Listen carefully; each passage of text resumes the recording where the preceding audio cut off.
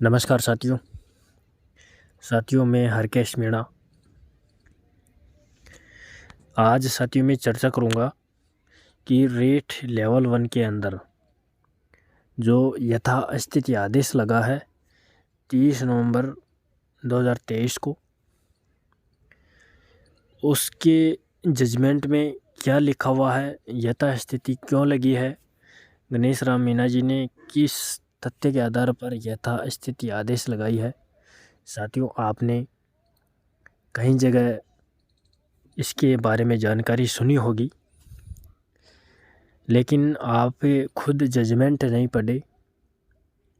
तो साथियों, आज मैं आपको जजमेंट पढ़कर सुनाऊंगा और इसमें क्या लिखा हुआ है कि उसकी वजह से यथास्थिति आदेश आया।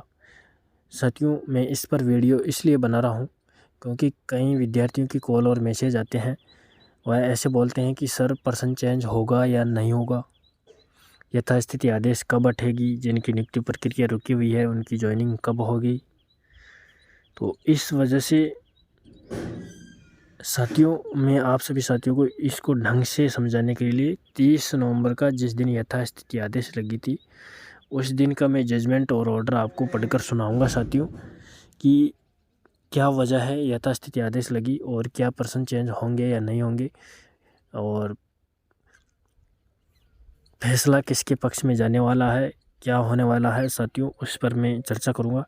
और साथियों, मैं शुरुआत करने से पहले आप सभी साथियों को एक बात और बताना चाहता हूं। मैं यहाँ पर सिर्फ जजमेंट की बात करूँगा। जजमेंट में क्या लिखा हुआ है, मैं मेरी तरफ से कोई भी बात नहीं जोड़ूंगा। और साथियों,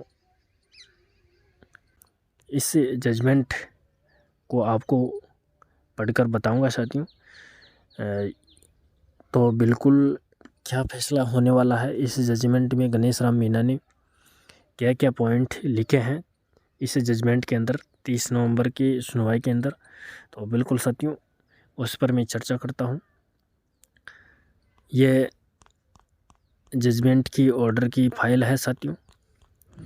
अभी इस जजमेंट को मैं आपको हिंदी ट्रांसलेशन करके दिखाता हूं साथियों। अब साथियों, उससे 30 नवंबर के जजमेंट को साथियों मैं गूगल ट्रांसलेशन के माध्यम से हिंदी अर्थ कर रहा हूं। देखिए साथियों, इसमें टोटल 8 पॉइंट है। अब इस 8 पॉइंटों को मैं आपको पढ़कर सुनाता हूं साथियों। पहला पॉइंट है, मामले को अंतिम बहस के लिए उठाया गया याचिकाकर्ता पक्ष की ओर से पेश वकील ने अपनी दलीलें पूरी की, यानी कि याचिकाकर्ताओं की तरफ से सुनवाई कंप्लीट है, उनका पक्ष पूरा सुन लिया गया है। अब साथियों, अगला दूसरा पॉइंट है, प्रतिवादी बोर्ड के वकील ने बहस के दौरान कुछ दस्तावेजों पर भरोसा किया जो रिकॉर्ड का हिस्सा नहीं है। प्रतिवादी बोर्ड के वकील ने जिन दस्तावेजों पर भरोसा किया है वे उनके द्वारा प्रस्तुत अनुपालन रिपोर्ट को प्रमाणित करने के लिए हैं। यानी कि इससे 2 नंबर के पॉइंट में है कि बोर्ड के वकील ने बहस के दौरान दस्तावेजों पर भरोसा किया है, लेकिन वह रिकॉर्ड का हिस्सा नहीं है, इसमें यह है साथियों। और अब मैं अगला पेज है। अब साथियों, इसमें तीसरा पॉइंट है, बहस के दौरान इस न्यायालय ने पाया कि उन दस्तावेजों पर कोई भरोसा नहीं किया जा सकता जो याचिकाओं के रिकॉर्ड का हिस्सा नहीं है। प्रतिवादी बोर्ड के वकील ने दस्तावेज को रिकॉर्ड पर रखने के लिए 2 सप्ताह का समय मांगा ताकि विशेषज्ञ की राय को प्रमाणित किया जा सके।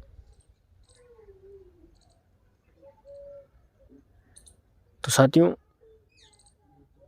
जब 30 नवंबर की सुनवाई हुई थी, उस समय बोर्ड के वकीलों के पास ढंग से जवाब नहीं था साथियों। तो इस वजह से उन्होंने 2 सप्ताह का समय मांगा था। विशेषज्ञ की राय को प्रमाणित करने के लिए उन्होंने 2 सप्ताह का समय मांगा था उन प्रश्नों पर जो बहस हुई थी उस दिन।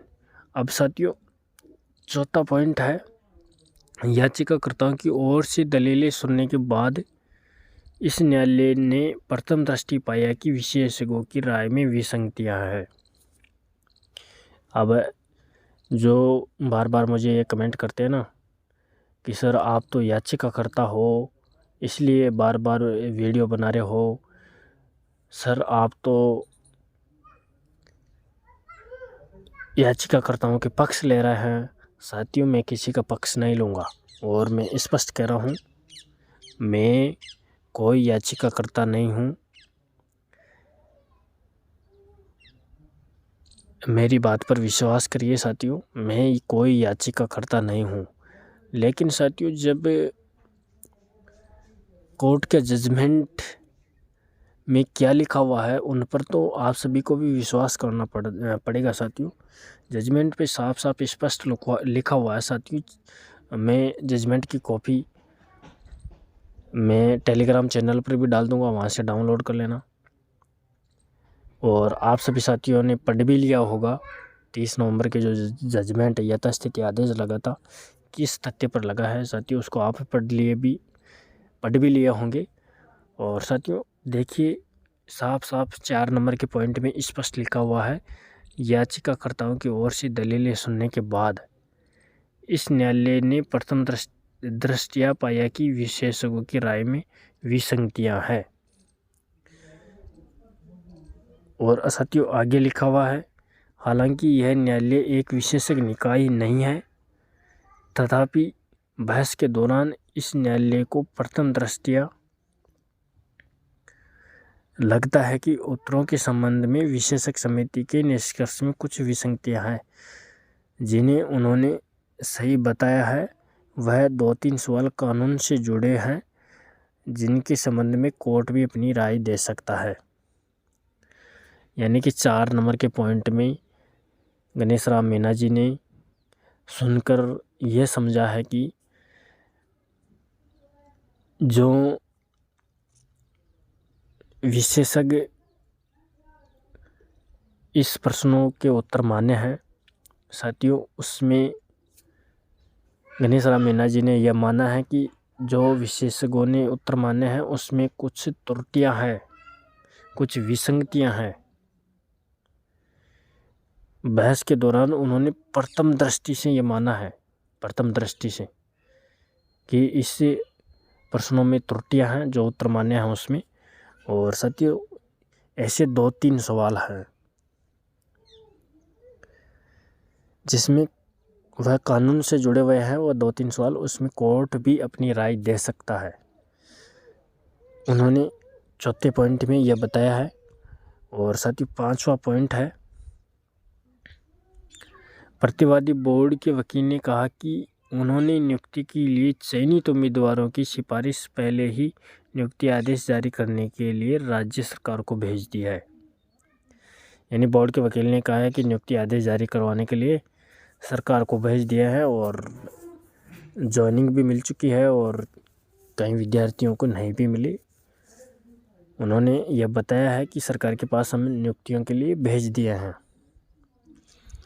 तो साथियों 6 पॉइंट नंबर क्या कहता है, देखिए साथियों, उन याचिकाओं में उठाए गए प्रश्नों के उत्तर में निर्भरता के संबंध में इस न्यायालय की प्रथम दृष्टि राय को ध्यान में रखते हुए पहले मामले को फिर से जांच के लिए विशेषज्ञ समिति को भेजा जाता है, तो अंतिम निर्णय से पहले नियुक्ति देने से जटिलता पैदा हो सकती है मामले में। और यदि परिणाम की दोबारा जांच करने पर परिणाम संशोधित किया जाता है तो कई चयनित उम्मीदवार बाहर हो सकते हैं और नए उम्मीदवार मेरिट सूची में प्रवेश कर सकते हैं।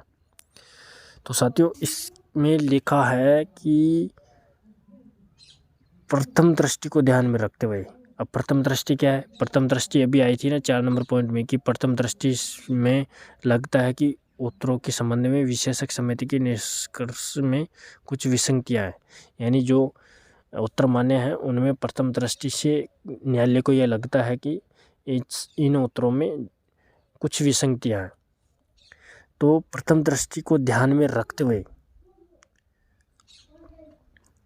मामले को अगर फिर से जांच विशेषज्ञ समिति के पास भेजने के लिए अगर कोर्ट आदेश देता है तो जिनके अंतिम निर्णय से पहले नियुक्ति दे देंगे साथियों, जिनकी नियुक्ति प्रक्रिया अभी रुकी हुई है, अगर उनको अंतिम निर्णय से पहले नियुक्ति दे देंगे तो जटिलता पैदा हो सकती है, क्योंकि इसमें अगर परिणाम दोबारा जांच करने पर परिणाम संशोधित किया जाता है तो कई चयनित उम्मीदवार बाहर होंगे और नए उम्मीदवार मेरिट के अंदर होंगे।